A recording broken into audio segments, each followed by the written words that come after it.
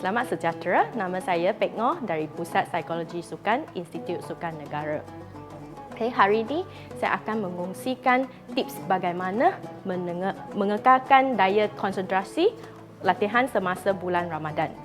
Okay, so tahap tenaga pada bulan puasa berubah-ubah kerana rutin harian kita sudah berubah sepanjang Perintah Kawalan Pergerakan.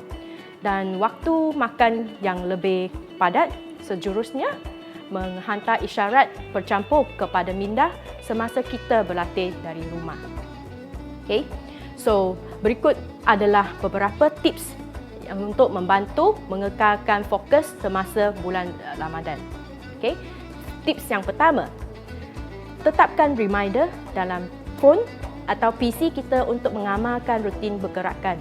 Boleh lakukan aktiviti regangan, stretching, senaman bernafas atau kedua-duanya yang singkat. Contohnya, kita boleh setkan dalam phone setiap 30 minit atau 1 jam reminder untuk buat regangan dan bernafas. Okay. So, tips yang kedua.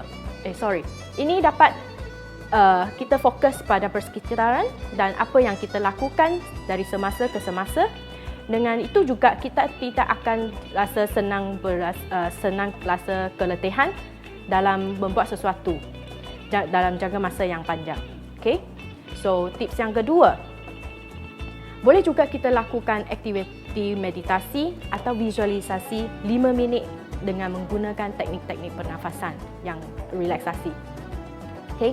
Teknik ini dapat membantu kita selarikan minda dengan fizikal kita sebelum melakukan sesuatu aktiviti kita.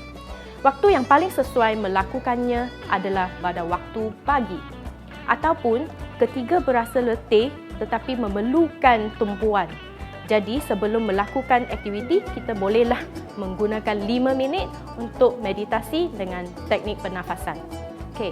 Tips yang ketiga, amalkan sikap disiplin terhadap rutin latihan harian, tetapi haruslah fleksibel dalam pelaksanaan.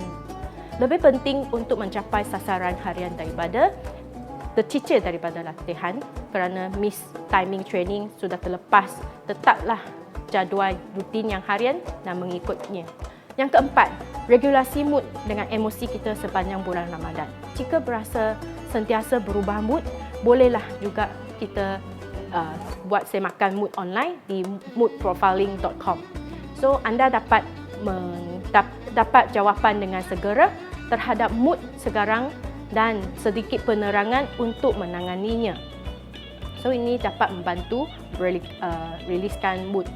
Perancangan yang kelima, perancangan aktiviti harian perlu dipertimbangkan dengan halangan yang ada, misalnya isu keselamatan dengan peralatan latihan yang senang diakses. Tidak melupakan jangka masa latihan dan intensiti latihan yang perlu diutamakan. Tips tambahan pula untuk semua, ada kajian saintifik yang menyatakan bahawa kualiti latihan mungkin turun, mungkin disebabkan kurang pematuhan terhadap susunan latihan dan juga kelesuan sebelum latihan. Okey, bagaimana bagi kita mengurangkan rasa lesu sebelum latihan, bolehlah panjangkan masa warm up sedikit dan dengan regangan, dinamik dan reactive drills. Okey, cubalah mengikuti tips-tips yang dikongsikan sebentar tadi. Selamat berpuasa, selamat bersenam. Stay home.